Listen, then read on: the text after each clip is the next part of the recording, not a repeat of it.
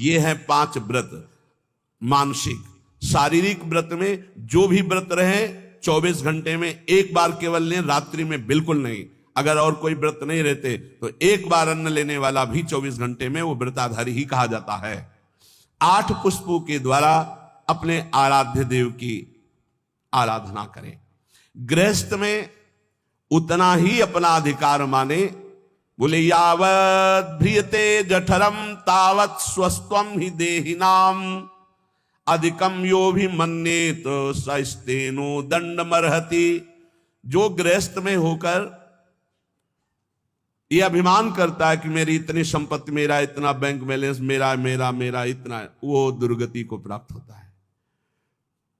सब कुछ प्रभु का दिया हुआ है। बिल्कुल सरल भाव से समझ लो। नाथ सकल संपदा तुम्हारी, मैं सेवक समेत सुत नारी। और जितना प्रसाद उदर में गया और जितने में शयन किया उतना ही, ये सब प्रभु की वस्तु है। जब जहां जैसे प्रभु चाहे वैसा प्रयोग करे। मैं तो सेवक हूं। यदि ऐसा नहीं मानता और अपने को मालिक समझता है तो बोले वो दंड का अधिकारी हो जाएगा, माया फंसाकर उसकी दुर्गति कर देगी। क्रमिविद भस्म निष्ठांतम क्वेदम तुच्छम कलेवरम क्वा तदीरतिर्भार्याम क्वायमात्मा नभश्छदि सिद्धैर्यज्ञावशिष्टार्यै कल्पयेद वृत्तिमात्मनः शेषेस्त्वं त्यजन प्राज्ञः पदवीं महताम्यात्। जो ये समझता है कि शरीर अंत में इसकी 3 ही गति होती है, या जला दिया गया तो राख बन गया, गाड़ दिया गया तो कीड़ा दिखा करके, और अगर जल में फेंक दिया गया तो जल जंतु खाकर, इसकी यही गति होती है। या जमीन में दबा दिया गया, आग में जला दिया गया, बाहर फेंक दिया गया। इस शरीर को तुच्छ समझे। क्रमि विड भस्म निष्ठांतम क्वेदम तुच्छ कलेवर, ये बहुत तुच्छ कलेवर है। इस शरीर में आसक्ति करके चाहे गृहस्थ हो चाहे विरक्त, दुर्गति को ही प्राप्त होता है। फिर इस शरीर के संबंधी स्त्री पुत्र परिवार आदि, ये तो अपनी अंतरात्मा को भ्रम में डालने वाला बहुत बड़ा जाल है। एक वैसे ही जड़ चेतन की ग्रंथि, ऊपर से और ये ममता की ग्रंथि।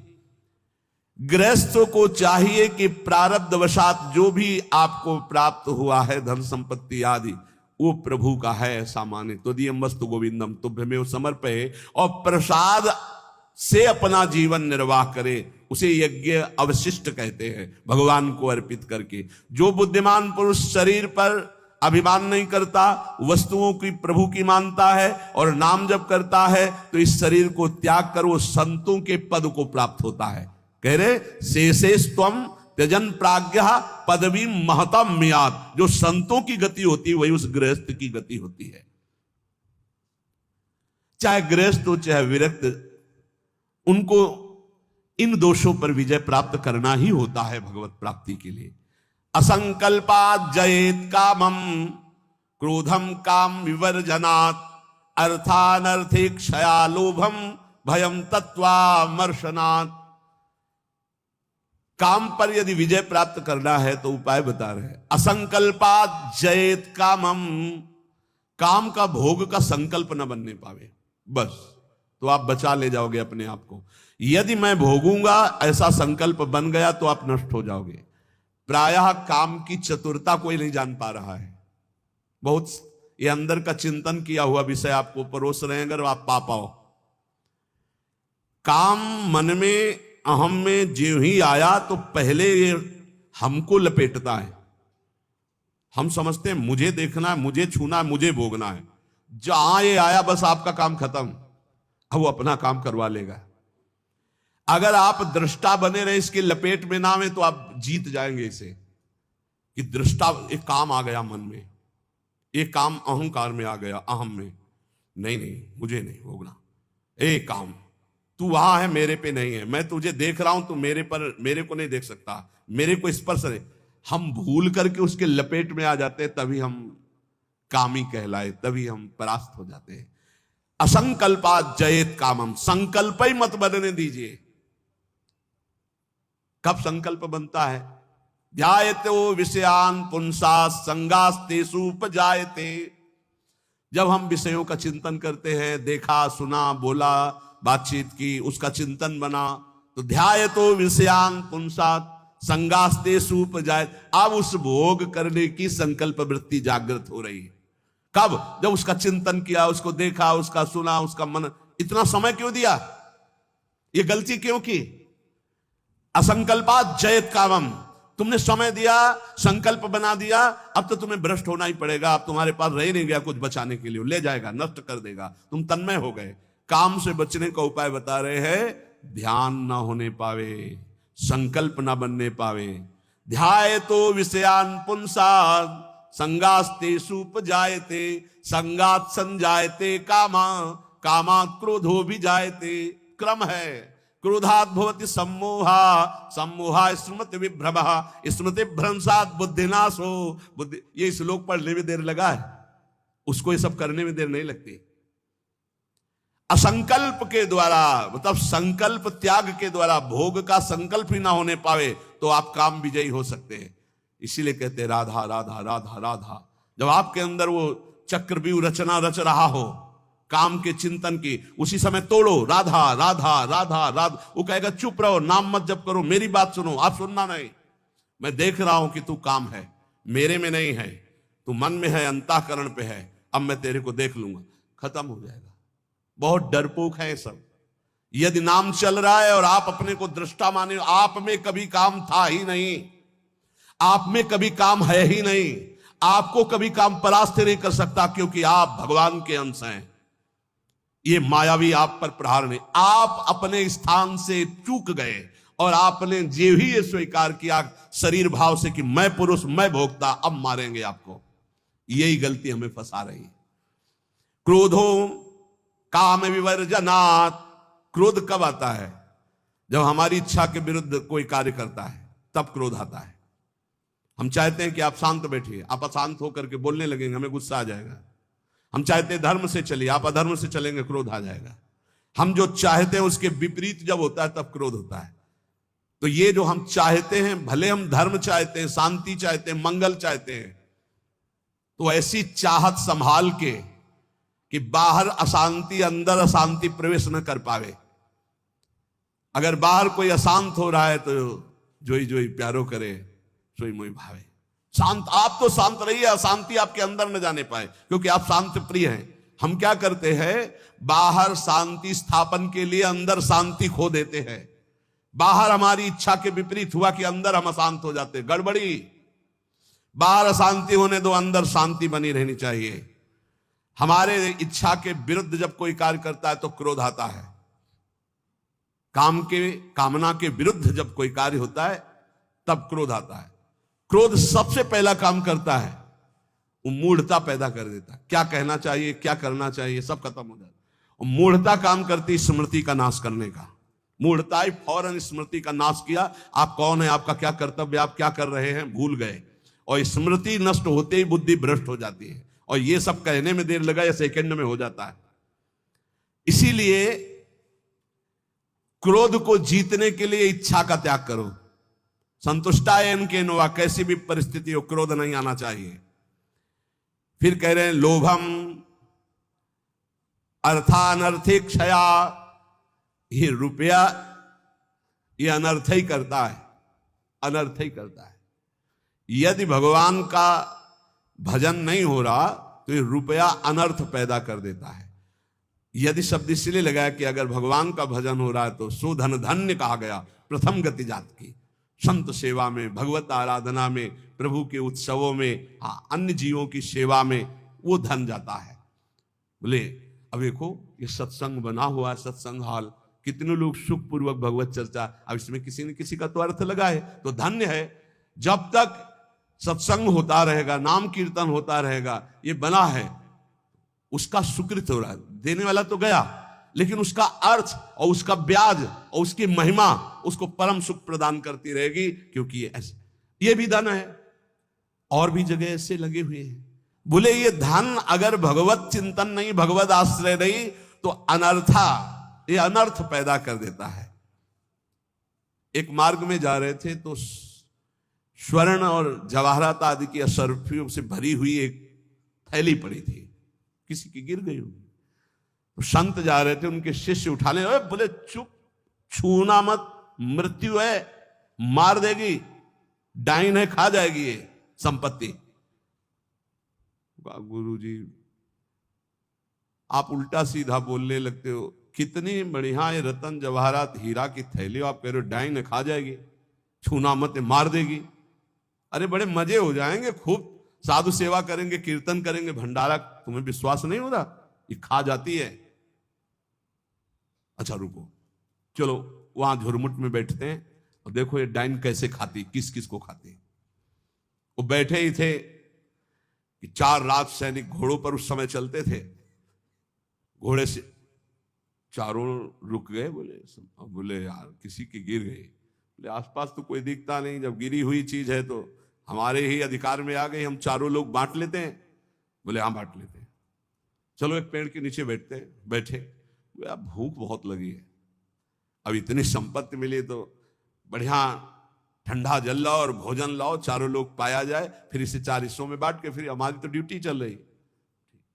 2 गए लेने बाजार से भोजन सामग्री, उसी अर्थ से उन गए, बहुत कीमती कीमती रत्न है। बोले इरादा क्या है? बोले हम दोनों यहीं पा लेते हैं, कह देंगे कि हम तो पाले थे और जहर मिला देते हैं, उनको ले जाते हैं, विश्वास है पालेंगे, वो दोनों मर जाएंगे, तो 2 हिस्से में बांट लेंगे, 4 हिस्सा क्यों लगेगा? बोले बढ़िया बात है। दोनों ने पाया, उनके वाले में अलग से जहर मिलाकर उनको, और इधर इन दोनों ने आए, वो 2 गए हैं, लौट क्या है धीरे से सीधे शूट कर देते हैं। जब राज दरबार में पूछा जाएगा तो कह देंगे कि दुश्मनों ने शूट कर दिया, और 2 हिस्से में बांट लेते हैं। बोले बहुत बढ़िया, ऐसा ही करते हैं। बोले देखते ही दूर से ही गोली मार देना, नजदीक ना आने पाए, क्योंकि जब ये साबित करना है कि दुश्मनों ने मारा है तो दूर से ही मार देना। ठीक, इधर दोनों ने प्लान बनाया उनको गोली से शूट करने का, उधर प्लान बनाया उनको जहर से मारने का। अब वो जो ही नजदीक, दोनों ने शूट कर, इसके बाद नजदीक गए, उनका यार खान पान की सामग्री तो है ही, अच्छे से खाया पिया जाए, 2 हिस्से किए जाए। दोनों ने बैठकर पेड़ के नीचे खाया, और जे ही जल पिया तो तीक्ष्ण जहर मिला था, दोनों मर गए, चारों मर गए। गुरुजी निकले, बोले देखा डाइन खा गई, जेव कत्ते हो संपत्ति पड़ी खा गई, 4 को मार डाले, भाग यहां से, इसको मत छूना, कितनों को मार देगी। अर्थ अनर्थेक्षया, भगवान से विमुख होकर जो अर्थ कमाया जाता है वो अनर्थ पैदा कर देता है। इसलिए लोभ पर विजय प्राप्त करो, लोभ करो प्रभु के नाम का, प्रभु के चिंतन का। और भयम तत्वावमर्शनात्, भय मत करो, डरो मत, सब में वही प्रभु विराजमान है। तत्व सब जगह वही तत्व श्री कृष्ण, सच्ची मानिए सब में वही है, डरने की कोई जरूरत नहीं। शरीर एक बार छूटेगा, इसका नाम मृत्यु लोक है, सबको मरना पड़ेगा एक बार, तैयारी कर लो मरने की। मरना शब्द बहुत ही कड़वा लगता है, नहीं? एकांत में सोचो कि मुझे मरना है तो कैसा लगेगा। एक बार तो हाई बीपी तो हो ही जाएगा, नहीं हो जाए, या लो हो जाएगा, 2 में 1 हो जाता है। बहुत सीरियस हो गए तो फिर मरना है, सबको लगता है ना डर। ईमानदारी से देखो, डर लगता है, डर लगता है। क्यों? क्योंकि शरीर प्यार हो गया, हमारे प्यार का विषय शरीर हो गया है, हमारे प्यार का विषय शरीर संबंध भोग हो गए। सच्ची मानिए डर का विषय यही है। जैसे बहुत अच्छा कपड़ा नया रेशम का भी दिया जाए, कहा जाए आप ये उतार दो, तो उतारने में आपको देर लगेगी, 1 सेकंड में फेंक दोगे, क्योंकि उससे कई गुना महंगा और पवित्र वस्त्र लाओ भाई हमसे। ऐसे ही आपको जब भगवत देह प्राप्त हो जाए, भाव देह, तो इस शरीर का त्याग ऐसे हो जाता है जैसे पुराने कपड़े का त्याग। अब इसी शरीर से आपको प्यार भगवत भाव तो आया ले, तो आपको भय लगेगा। भय मत करो, ये शरीर छूटेगा। इसीलिए हम रोज आपको एक बार याद जरूर दिलाते हैं सत्संग में कि मरोगे। यहां के सत्संग का एक बार संजीवनी बूटी ये चम्मच में जैसे पवाई जाती ना, तो हम तुम्हें वचन से श्रवणेंद्री में डालते, ए मरोगे, सब मरोगे, एक दिन मरोगे। बोले सुबह सुबह रोज मरने की बात है बाबा जी कहता है। जानते हो क्यों करते हैं? क्योंकि तुम्हें कभी नहीं मरना है। राम मरे तो मैं मरूं, नहीं तुम मरे मेरी बलाए, और अविनाशी का बालका मरे न मारा जाए। बात समझ रहे हो? तुम कभी नहीं मरोगे, तुम अविनाशी हो, लेकिन तुम शीशा में नहीं देख पाओगे अपने आप को। शीशा वाला जो है देखने में आता है वो मरेगा। समझ पा रहे हो? मरना बहुत ही खतरनाक लगे, और मरना सत्य है यहां, और आपका मरना नहीं है, कभी नहीं मर सकते, तुम अमर हो। साधना से अमर नहीं हो, तुम अविनाशी के बच्चा हो, तुम अविनाशी हो, तुम्हारा कभी नाश नहीं हो सकता। जहां ये बात आती देखो कितना अच्छा लगता है। नहीं नहीं, ये बहुत बढ़िया है कि एक लिमिट समय दिया है, 60 वर्ष, 70 वर्ष, 80 वर्ष, 100 वर्ष, इसके बाद आपका पुराना शरीर हटेगा, नया शरीर प्राप्त होगा। और अगर बीच में सौदा पक्का कर लो, माल इकट्ठा कर लो, तो भाव देह की प्राप्ति हो जाएगी, भगवत देह की प्राप्ति हो जाएगी, जहां कभी ना बुढ़ापा है, ना रोग है, ना मृत्यु है, ना शोक है। खूब नाम रूपी धन कमा करके श्री जी के सहचरी भाव या ये जो जितने भगवत भाव, कोई एक भाव का देह प्राप्त कर लो, झंझट खत्म हो जाए मरने जीने से। देखो जैसे इस संसार में 4 लोगों से मित्रता करके और सब आनंद में जीवन व्यतीत करते हो, कैसा लगता है? ऐसा लगता है यहीं से जाना ना पड़े। देखो बाबा जी भी बन गए तो ऐसा कभी किसी को नहीं जानते थे, अब ऐसा लगता है जिनको हम जान गए यही सब बने रहे, इनके बीच में हम रहे, और ऐसे भोग लगता रहे, वैसे आरती होती रहे, वैसे नाच गाना गाते रहे, वैसे गाते रहे, नाचो रहे। मरने वाला चक्कर नहीं होना चाहिए, ऐसा लगता है ना। और अगर यही हम प्रगट में श्री जी के समीप हमारे प्रिया प्रीतम विराजमान है, और हम भाव देह में हैं, और वहां मरना नहीं है, वहां 56 भोग लगना है लेकिन शुगर नहीं होना है, खूब पकवान पाना है लेकिन लीवर नहीं खराब होना है, खूब अच्छे अच्छे पदार्थ पाने हैं लेकिन ब्लड प्रेशर हाई लो नहीं होना है। कल एक भक्त बड़े भोले थे, उन्होंने कहा पकवान का भोग तो हम इसलिए श्री जी के नहीं लगाते कि मुहासे हो जाएंगे श्री जी के, और लालजू को फिर अच्छा नहीं लगेगा, इसलिए हम आंवला जरूर भोग लगाते श्री, हमें अच्छा लगा। चलो उनको मालूम नहीं है, पर भाव तो अच्छा है ना। सच्चिदानंद विग्रहाय सांद्रानंद प्रेम मूर्ति की, पर बहुत अच्छा लगा उसका भाव कि वो अपने भाव में तो डूब रहे हैं कि श्री जी को अगर मुहासे हो गए तो लाल जी को पसंद नहीं आएगा, ऐसा ये सब पार्थिव शरीर में होते, चिदानंद में नहीं होते। आज तक निकुंज में कहीं शौचालय का वर्णन नहीं आया, ले आया। क्यों? पदार्थ चिदानंद और देह चिदानंद। पाना ऐसे ही जैसे आप प्रगट में पा रहे हो, ऐसे ही पाना है। ओ सब बाहरी विकारात्मक शरीर नहीं। एक बार हिम्मत करो, यहां का राग जो है जैसे आपको लग रहा है ना, इसी के कारण आपको मरने से डर लग रहा है, ऐसे ही महान इससे अनंत गुना प्रेम प्रियालाल से हो जाएगा, धाम से हो जाएगा। कैसी कैसी कुंज निकुंजे, और सखियां बहुत प्यार करने वाली है, ललिताजू, विशाखाजू, चंपक लताजू, चित्राजू, तुंग विद्या, इंद्रलेखा, ये सब अनंत माताओं जैसा प्यार लिए आपका स्वागत करेंगी, आपको दुलार करेंगी। इनके बीच में रहना, प्रिया प्रीतम के साथ रहना